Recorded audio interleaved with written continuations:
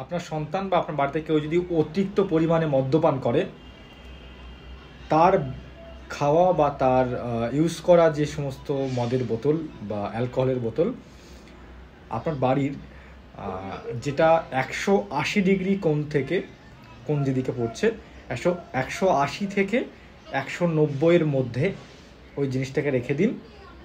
তাহলে দেখবেন সেটা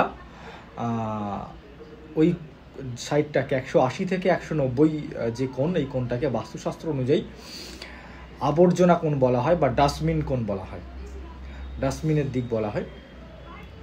অর্থাৎ ওখানে আপনি ওটাকে রাখতে পারেন, তার সেই মদ্যপানের জায়গাটা, মদ্যপানটা কিন্তু ডাস্টবিনে পরিণত হবে। এই টিপসটি আপনি করে দেখতে পারেন। আপনার পরিবারে যিনি মদ্যপান করছেন তার জন্য খুবই গুরুত্ব সহকারে দারুণ রেজাল্ট হবে, ভালো পার